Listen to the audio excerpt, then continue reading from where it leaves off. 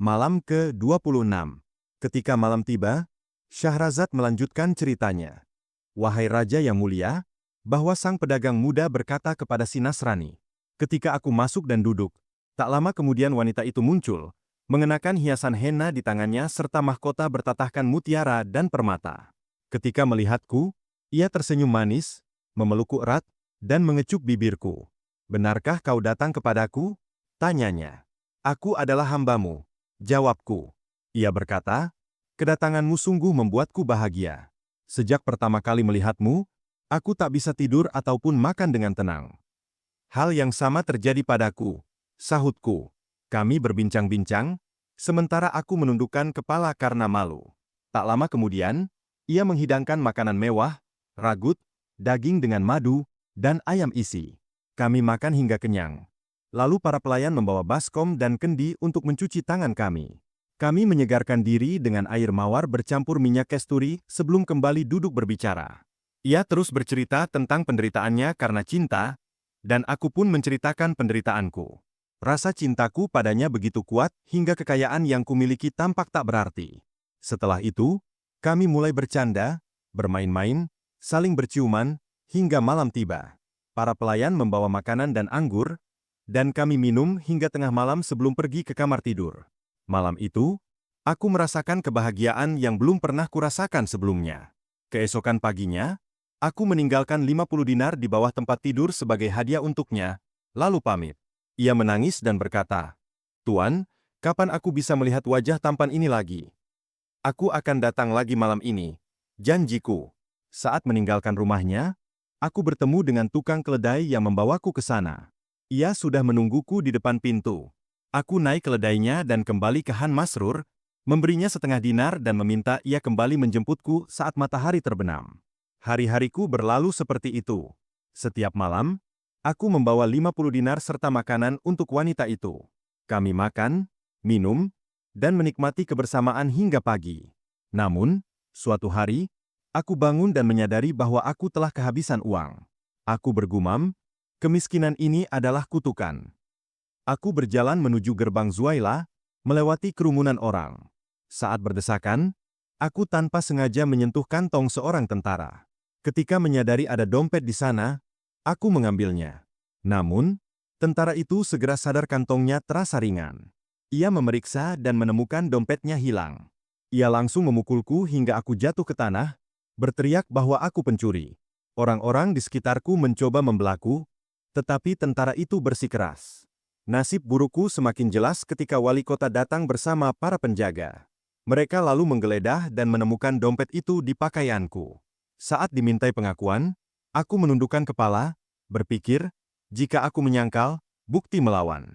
Jika aku mengakui, aku akan dihukum. Akhirnya, aku berkata, ya, aku mencurinya. Wali kota terkejut mendengar pengakuanku dan segera memanggil para saksi.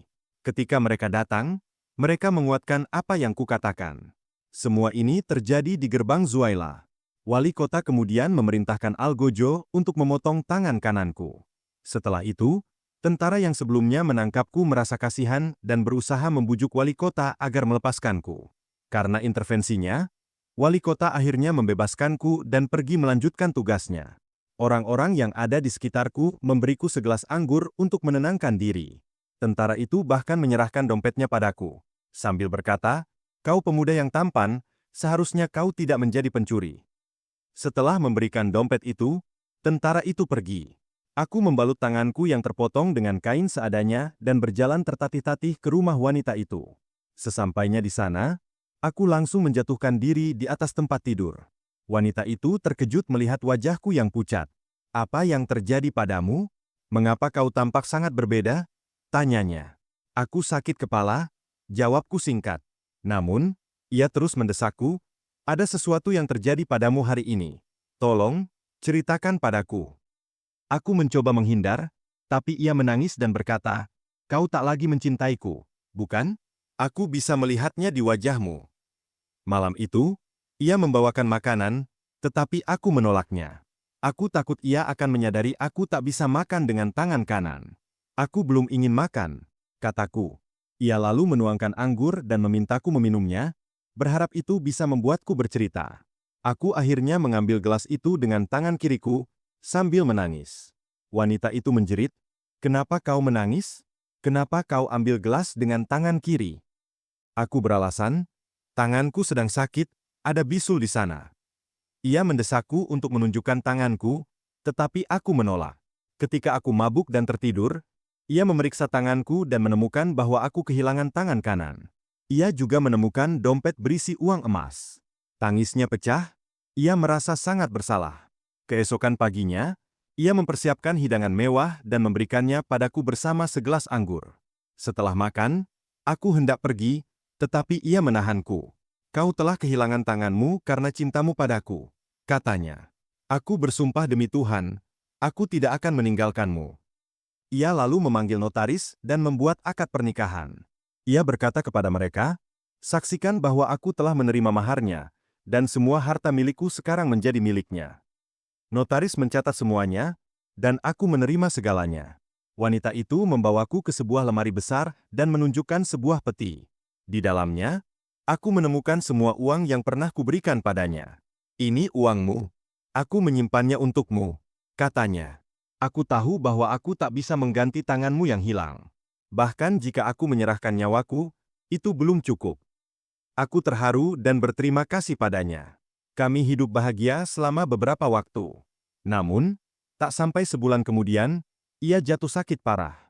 Setelah 50 hari, ia meninggal dunia.